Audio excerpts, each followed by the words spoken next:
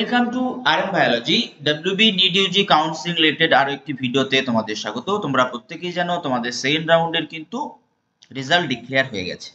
সেই রেজাল্ট ডিক্লেয়ারের পর আমরা অফিসিয়াল কাট অফটা প্রেডিক্ট করতে পারবো, অফিসিয়াল কাট অফটা জেনে যাব এবং থার্ড রাউন্ডের একটা এক্সপেক্টেড কাট অফ প্রেডিক্ট করতে পারবো। সত্যি বলতে সেকেন্ড রাউন্ডের কাট অফটা একটু শকিং কাট অফ লেগেছে, তাই তোমরা থার্ড রাউন্ডে যারা পার্টিসিপেট করতে চাইছো সবাই কিন্তু পার্টিসিপেট করতে পারবে না। কারা কারা পার্টিসিপেট করতে পারবে তা যেটা ইনফরমেশন বুলেটিনে দেওয়া আছে আমি কিছুক্ষণের মধ্যে আপলোড করব, তাই ভিডিওটি শেষ পর্যন্ত দেখো এবং চ্যানেলটি সাবস্ক্রাইব করো। দেখো, তোমরা যদি একটা লিস্ট বানিয়েছি, সেখানে ইউআর ক্যান্ডিডেট যার এআইআর 30,730 এবং স্টেট কোটা র্যাঙ্ক আমি তোমাদের যদি বলে দিই, স্টেট কোটা র্যাঙ্ক হচ্ছে 851।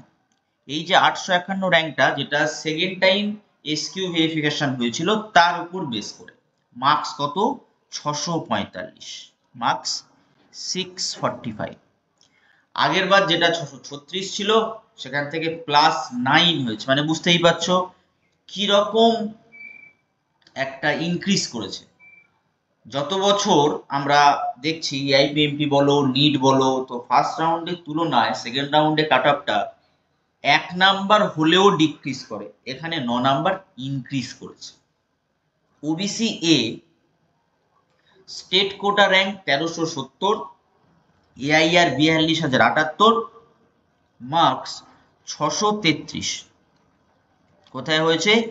দেবেন মাহাতো কলেজে হয়েছে, এবং আগেরটা ইউআরটা হয়েছে MJN Coochbehar medical college. OBC B state quota rank যার 1697 as per second round verification, OBC B marks হচ্ছে 627, কোথায় পেয়েছে? Jhargram medical college.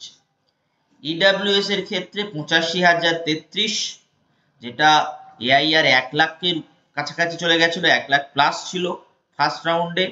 State quota rank হয়েছে দেখো 3,391 এবং মার্কস কত? মার্কস কিন্তু 602। কোথায় হয়েছে? দেবেন Mahato medical college, Purulia. SC কত গেছে? এসসি গেছে তোমার 1,29,900, 1,29,099, 1,29,099।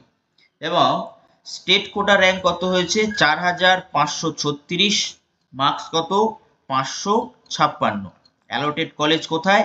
দেবেন মাহাতো। এবং এসটির ক্ষেত্রে 4,27,660, স্টেট কোটা র্যাঙ্ক হচ্ছে 6,777, মার্কস 374। কোথায় হয়েছে? Jhargram medical college. তো তোমরা ধরে নিতে পারো যারা ফ্রেশ ক্যান্ডিডেট থার্ড রাউন্ডে পার্টিসিপেট করবে, বা যারা সেকেন্ড রাউন্ডে ফ্রেশ অ্যালট হয়েছে, যারা আপগ্রেড করবে, এবং যাদের ডকুমেন্ট ভেরিফিকেশনে কোনো সমস্যা থাকবে বা কোনো কারণে তারা থার্ড রাউন্ড সেকেন্ড রাউন্ডে হয়তো সিট পাচ্ছে না, বা সেকেন্ড রাউন্ডে ভেরিফিকেশন করার পর চয়েস ফিলিং করেনি, তারাই কিন্তু একমাত্র থার্ড রাউন্ডের জন্য এলিজিবল।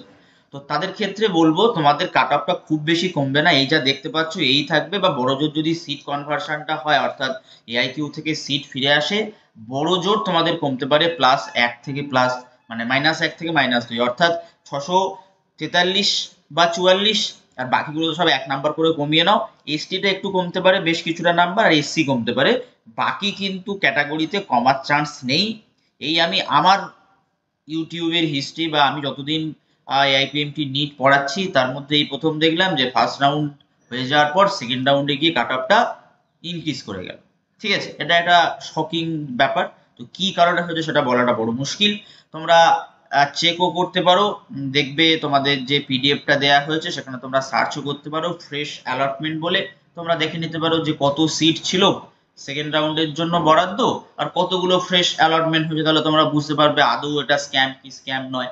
অনেকেই যে প্রশ্নটা আমাকে করছো যে কোনো স্ক্যাম হয়েছে কিনা, তোমরা নিজেরাই বুঝতে পারবে যে ফ্রেশ অ্যালট ইউআরদের কতগুলো সিট ছিল, কতগুলো ইউআর ফ্রেশ অ্যালট পেয়েছে, এসসি কতগুলো সিট ছিল, কতগুলো এসসি ফ্রেশ অ্যালট পেয়েছে, ওবিসি এ কতগুলো সিট ছিল, ওবিসি এ কতগুলো ফ্রেশ অ্যালট পেয়েছে।